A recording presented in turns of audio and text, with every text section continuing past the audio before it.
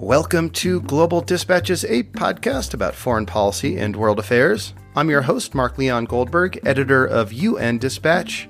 And in this show, we discuss topical global issues, have conversations with foreign affairs thought leaders and newsmakers, and give you the context you need to understand the world today. Go to globaldispatchespodcast.com to learn more. And now on with the show.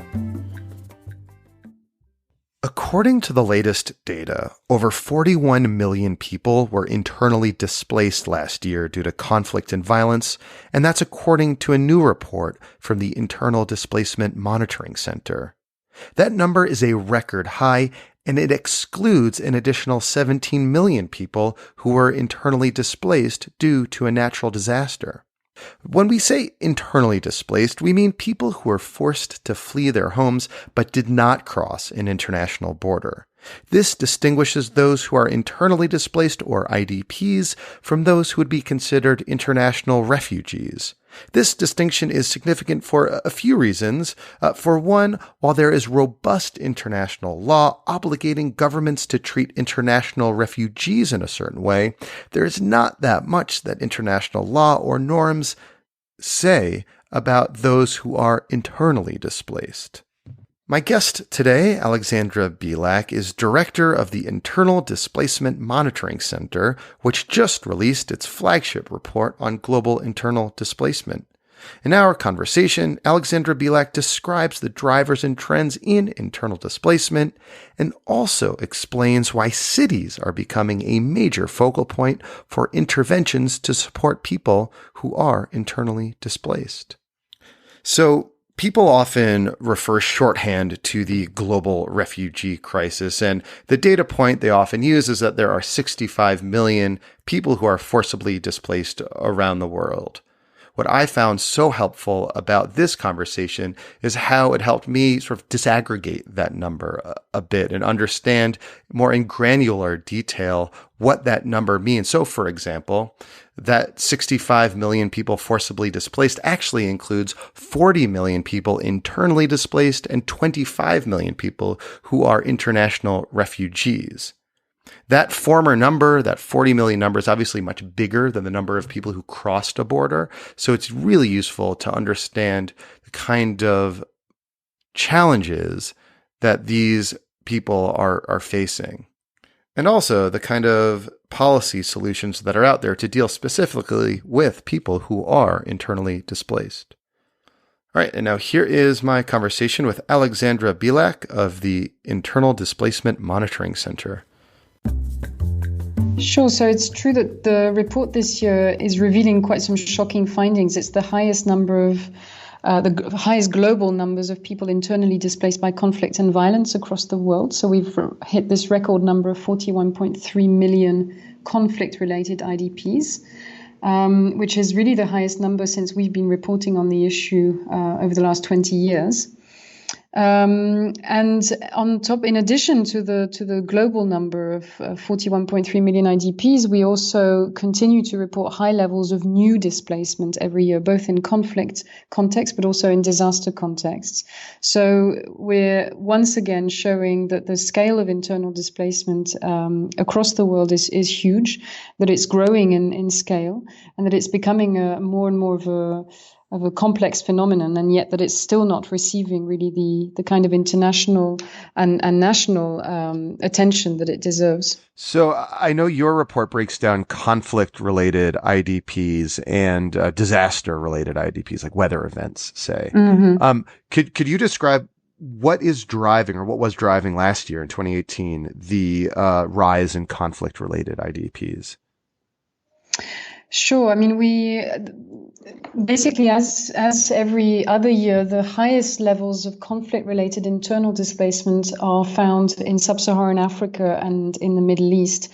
And sadly, actually, sub-Saharan Africa was, many sub-Saharan African countries were the epicenter of either ongoing or new displacement crises. So Ethiopia, which erupted in intercommunal and ethnic violence 2 years ago, has continued to generate high levels of internal displacement in certain pockets of the country, in West Gedeo, Guji, Benishangul Gumuz, some of the border areas with Somalia. So 2.9 million new movements recorded throughout the year 2018. So that's for Ethiopia, but of course a number of other countries in Africa, from Nigeria to DRC, South Sudan, CAR, Somalia, continue also to remain high on our list of countries of concern. The DRC in particular, which experienced a new crisis in the Kasai 2 years ago, has just continued with cyclical waves of armed violence, basically in North Kivu and South Kivu, which made DRC actually one of the countries worst affected in 2018. And of course, the Middle East continues to be one of the main regions affected. It was sad to see that the highest levels of internal displacement were found mostly in cities across Syria, Libya, Iraq, Yemen. And that is very much also the focus of this year's report, is looking at displacement in urban areas and what that actually means in terms of responses, in terms of patterns as well. So can you break that down a little bit then? So what do you mean when you say displacement within cities? Is this someone who perhaps was forced to move from, their house, their apartment in one neighborhood to another? What do you mean when you say Exactly. displacement in cities? Well, we mean, first of all, the recognition of the reality that the reality of urban warfare, really, that cities are, targeted and are bombed, and the levels of destruction in cities are particularly high in countries like Syria, and has been, of course, in the past as well in Iraq. So the triggers of displacement and the kinds of violent events that can cause people to leave their homes simply because the physical destruction to their home does not allow them to stay in their home anymore is really a reality. But then these are also places where you see repeated patterns of displacement, where people who were already IDPs, who'd already perhaps even fled to the city from a rural area in search of safety, had to then flee again because the city itself became a place of conflict and violence. So what the report shows is that cities increasingly are becoming places that people flee to. So they're places where people seek refuge, whether they're fleeing conflict or in some cases disasters. They tend to go to cities because that's what they see as areas where they're going to find opportunities, not just for protection, but also for employment and for some kind of livelihoods. But they're also places where all sorts of other risks accumulate. So in the case of the Middle East, yes, you're looking at physical threats to safety and security, but in other places like in Asia, just sort of urban density, population density in cities and other forms of, natural hazards, for example, that accumulate often in cities, mean that the city itself then becomes a place that can generate displacement and that people have to flee away from or have to flee within. Can you talk a little bit about trends that this report showed around natural disaster-related displacement? I was interested, for example, to see that the United States was responsible for 1.2 million people internally displaced due to natural disasters in 2018. Yes, so the majority of the disaster-related displacement, so out of the 17.2 million new displacements that we recorded in relation to disasters, the majority were weather-related. So 16.1 million are weather-related. And by weather-related, I mean either linked to floods, storms, or cyclones, hurricanes, and typhoons, and then to a lesser extent, then other forms of weather hazards like droughts, wildfires, landslides, and extreme temperatures. So the majority very much climate related, which means that some of the countries most exposed to these types of hazards are predominantly, it's true, found in Asia, Southeast Asia and South Asia. And so you can see from our numbers that the countries worst affected, again, in 2018 were the Philippines, China, and India. And many of those numbers are, of course, linked to government evacuation. So governments that are able to preemptively evacuate people in the face of disasters and to save lives. But again, it just shows that huge numbers of people are exposed to those hazards.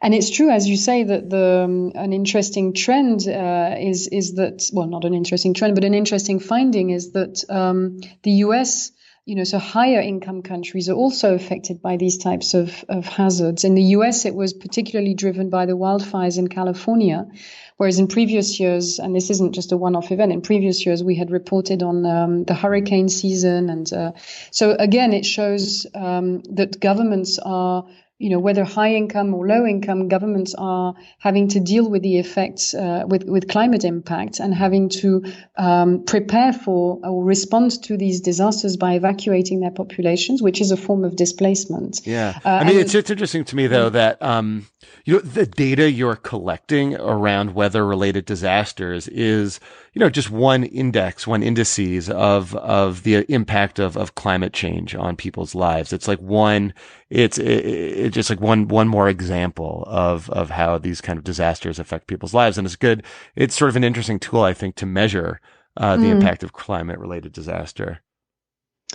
Absolutely, and although the data that we have has not, is not yet, I would say, historically sufficient to be able to draw definitive trends. But what we do show through our data is that the risk of someone becoming displaced by a disaster has certainly increased over the last 40 years. And it's only we can only infer that it will continue to increase with the impacts of climate change in the future, as climate change makes those weather events more and more extreme in the future. And as the impacts become more severe and the frequency of the events also increase.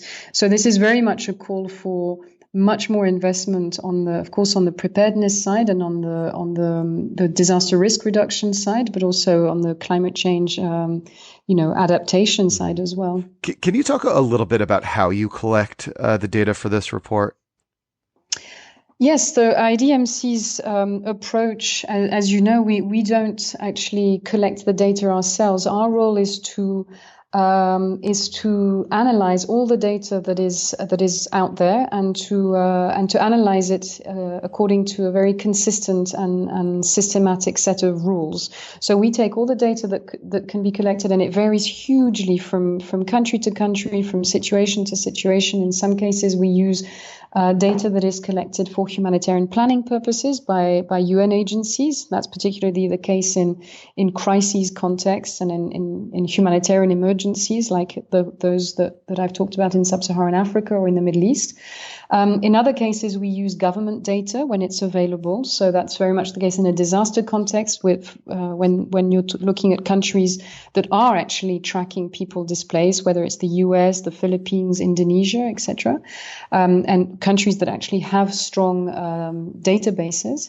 And then in other contexts where there is no UN agency present on the ground, or where the government itself does not collect the data, we rely on other sources of data that we can get our hands on, whether it's a civil society report, a media report. In other contexts, we may use other types of information from satellite images, from mobile phone data. We use that far less often, and really when there's nothing else. But all of which to say that we look at all the data that is available, and we analyze it according to this same set of rules, and we come up with what we consider to be the best estimate. So, what's the purpose of creating a data set like yours? Like why sort of undergo this exercise?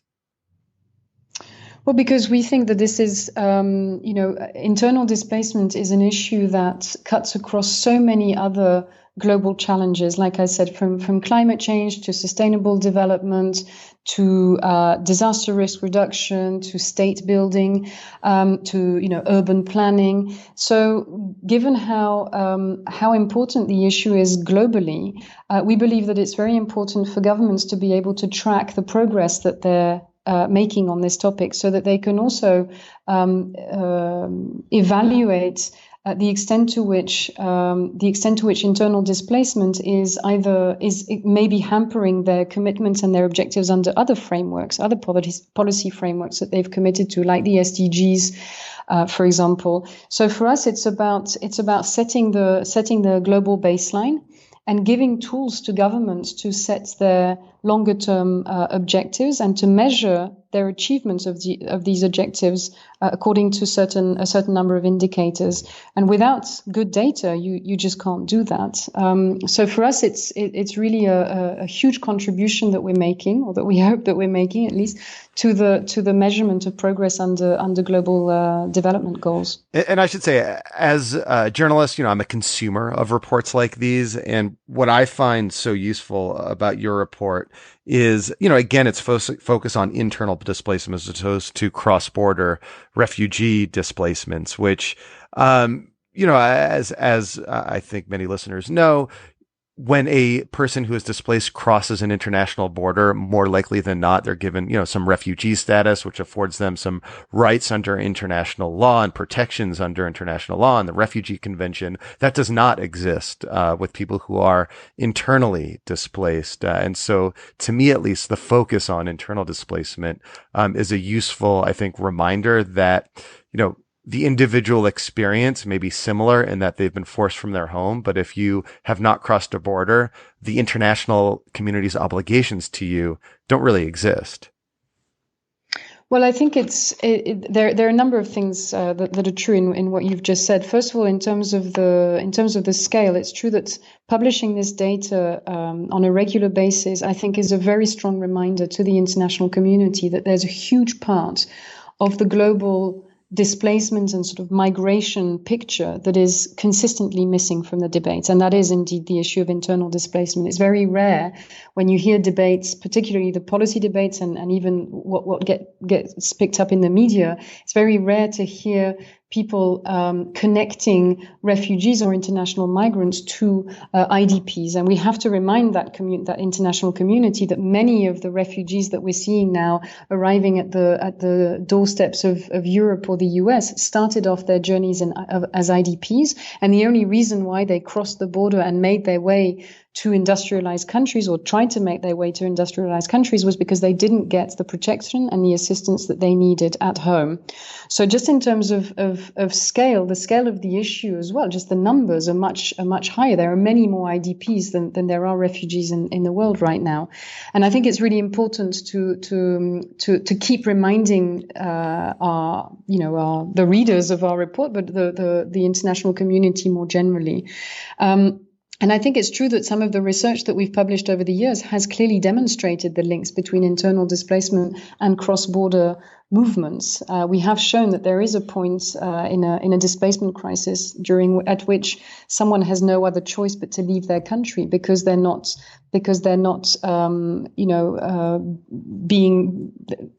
being assisted in the same way as they would do if they did become a refugee. Having said that, it doesn't automatically mean, when you cross the border, that you are necessarily going to get picked up, by UNHCR or fall under IOM's protection agenda either. So it's not to say that there aren't also huge vulnerabilities when it comes to refugees and migrants, but certainly the vulnerability levels and the levels of severity that we've seen in many of the displacement situations that we monitor are extremely high in an IDP context. So you mentioned earlier that the report this year focuses a lot on cities and municipalities.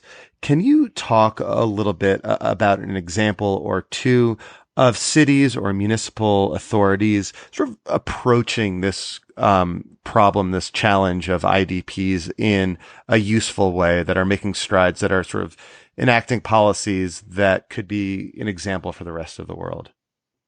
Well, it was interesting when we launched the report here in Geneva. We had someone from the municipality of Rikuzen-Takata in Japan, one of the many cities that was affected, or in this case, entirely destroyed by the tsunami in 2011.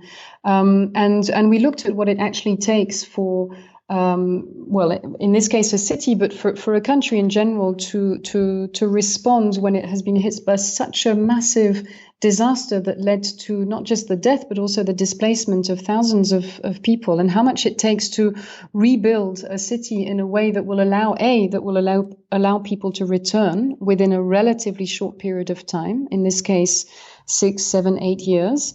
But that will allow them to return and to reintegrate and rebuild a community. And we saw, I mean, from his presentation, what a massive investment that represents, and how how even for an industrialized country like Japan, there are a number of challenges involved that aren't just financial, but are also hugely, logistical, but also just human challenges, linked to rebuilding communities. And so there were a lot of very interesting examples that came out of that presentation, but that also made it very clear that it's going to be in those countries that are much more fragile and that don't have the same kinds of resources, that process of rebuilding and reintegrating or ending people's displacement concretely is going to be far more challenging. And the example of Mozambique with Cyclone Idai, of course, springs to mind right now, where we can only imagine that not just the cities, but that just all the areas affected are going to take years, if not decades, to rebuild, and that displacement, the displacement that is ongoing right now, is going to become very protracted and long term. So there are examples across the world of cities in Latin America, in Ukraine. We've documented a number of examples in the report where a few little efforts are made at the municipal level for recognizing that IDPs don't necessarily want to or can, or they can't necessarily return to their areas of origin, and that's why they need to be given solutions. They need to be offered solutions at the municipal level where they have settled, and those solutions are very much linked to, I would say, two big priorities. One is the issue of housing. Many IDPs who settle in city need to have access to affordable housing and to quality housing. And that means that they need to be able to access employment, which is the second big priority. They need to have a source of income so that they can rent adequate and affordable housing in a city. And there are a number of schemes that have been developed by cities in Latin America, like I said, in the Ukraine, where they have